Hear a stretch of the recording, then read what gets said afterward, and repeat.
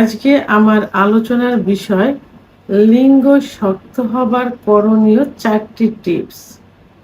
দেশের এবং প্রবাসের ভাই বোনদের প্রতি সালাম। আসসালামু আলাইকুম। আমি প্রভাষক ডাক্তার রিক্তা পারভিন, হোমিওপ্যাথি এবং আয়ুর্বেদিক চিকিৎসক। যৌন অক্ষমতার রোগীদের অনেকের চাওয়া থাকে যে তাদের লিঙ্গ শক্ত হয়ে নিস্তেজ হয়ে গেছে, সেটা শক্ত করতে হবে। তা এই শক্তটা যে হয় না, কেন হয় না এ বিষয়ে কারোর ধারণা নেই। সবারই ধারণা যে নরম হয়ে গেছে, শক্ত করতে হবে। মূলত লিঙ্গের ভিতরে কি থাকে? কোনো হাড় বা বোন থাকে না, থাকে শুধু রক্তনালী এবং মাংস। যে রক্তনালীর ভিতর দিয়ে রক্ত চলাচল করে, যার কারণে লিঙ্গ বড় হয়, মোটা হয়। এটাই কিন্তু মেন। তাহলে লিঙ্গ বড়, মোটা, শক্ত করতে হলে ব্লাড সার্কুলেশনটা সঠিকভাবে করতে হবে।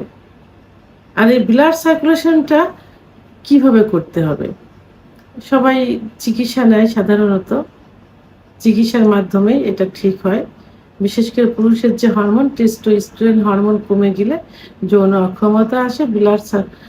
লিঙ্গ শক্ত না হয়, এটা যৌন অক্ষমতার একটা পার্ট, অর্থাৎ উত্থানজনিত সমস্যা। তো অনেকে প্রাথমিক অবস্থায় দেখা যায় যে একটা কমপ্লেন থাকে তাদের, যে আমাদের ইচ্ছা হয়, পার্টনারের কাছে গেলে ইচ্ছা হয়, কিন্তু লিঙ্গ দাঁড়ায় না। তো এর জন্য তারা বিভিন্ন ডাক্তার দেখায়, পরীক্ষা নিরীক্ষার মাধ্যমে চিকিৎসা নেয়। অনেক সময় চিকিৎসাতে কাজ হয় না, আবার অনেকে কিছু থেরাপি নিয়ে থাকে, অনেকে সার্জারিও করতে চায়, যে ছোট হয়ে গেছে বড় করতে হবে, চিকন হয়ে গেছে মোটা করতে হবে, সার্জারি করতে চায়। তো এখন বিভিন্ন ধরনের সার্জারি বের হয়েছে, থেরাপি বের হয়েছে। তো অনেক সময় দেখা যায় যে সার্জারিটা অনেক ব্যয়বহুল হয়ে থাকে, আবার এটাতে সাকসেসও হয় না। ওষুধ খেয়েও অনেকে সাকসেস হয় না, আবার অনেকে ওষুধ খেতে চায় না। তারা তখন কি বলে যে এমন কোনো টিপস আছে, এমন কোনো ব্যবস্থা আছে যে ওষুধ ছাড়া এটা ঠিক করা যায়। তো আজকে আমি এই বিষয়ে ওষুধ ছাড়াই লিঙ্গ উত্থান হওয়ার বিষয়ে কিছু আলোচনা করব, অর্থাৎ কিছু টিপস বলবো। এই টিপসের প্রথম যেটা বলবো, সেটা আমি প্রথমেই বলবো যে এখন ইউটিউব চ্যানেল সার্চ দিলে দেখা যাবে যে কেগেল এক্সারসাইজ, অর্থাৎ কেগেল এক্সারসাইজ লিখে সার্চ দিলে চলে আসবে। এখানে কিছু ব্যায়াম আছে, এই ব্যায়ামগুলো ইউটিউব চ্যানেলে থেকে সুন্দর করে আপনারা দেখবেন, দেখে বুঝে। খুবই সহজ কিন্তু এই ব্যায়ামগুলো, 3-4টা ব্যায়াম থাকে, খুবই সহজ। এইগুলো যদি নিয়মিত একটু করতে থাকেন, তাহলে কিন্তু লিঙ্গের ভিতরে ব্লাড সার্কুলেশনটা শুরু হয়ে যাবে। তো অনেকে আবার বলে যে ব্লাড সার্কুলেশনটা কিভাবে হয়, কি অনেকে বুঝতে পারে না। আসলে যখন যৌন উত্তেজনা আসে, যৌন উত্তেজনা সাধারণত ব্রেনের থেকে আসে, নার্ভের থেকে আসে। যৌন উত্তেজনা আসলে তখন সারা শরীরে রক্ত চলাচল করে, বিশেষ করে হাড়ের থেকে লিঙ্গের ভিতর রক্ত চলাচল বেশি করে। তখন লিঙ্গ লোহার মতো শক্ত হয়ে যায় বা শক্ত হয়।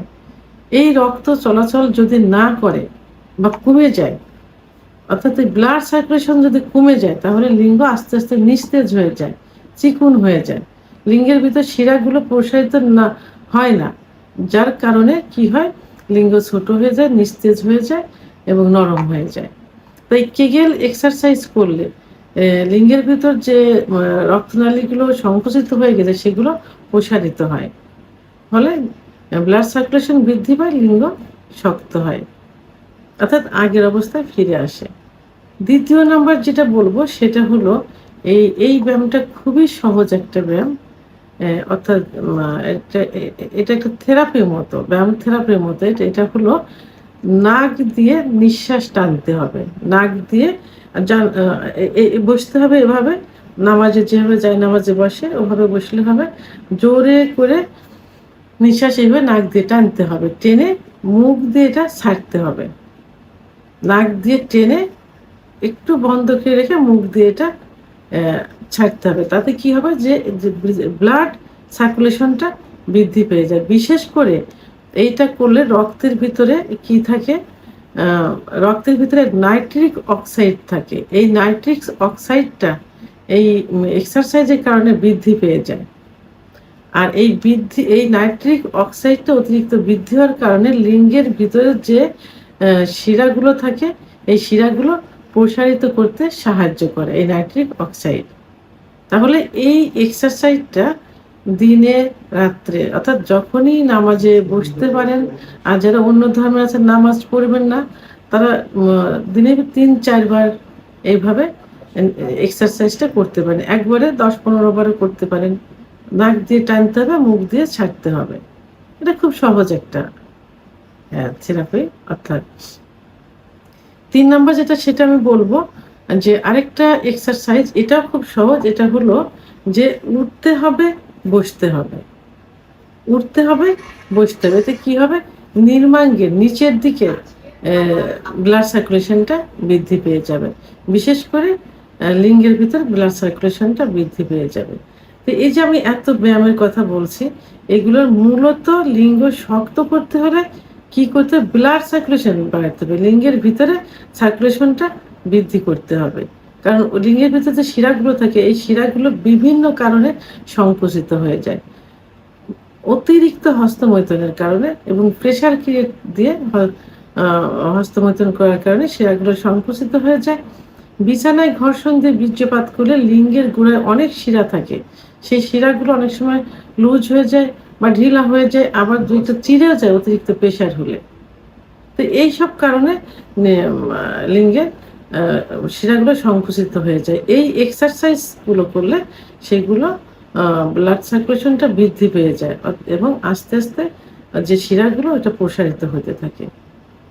এবং সিজনালি সময়ে যে তরমুজের যে সিজনটা আসে, সেই সিজনে পর্যাপ্ত পরিমাণ তরমুজ খেতে হবে।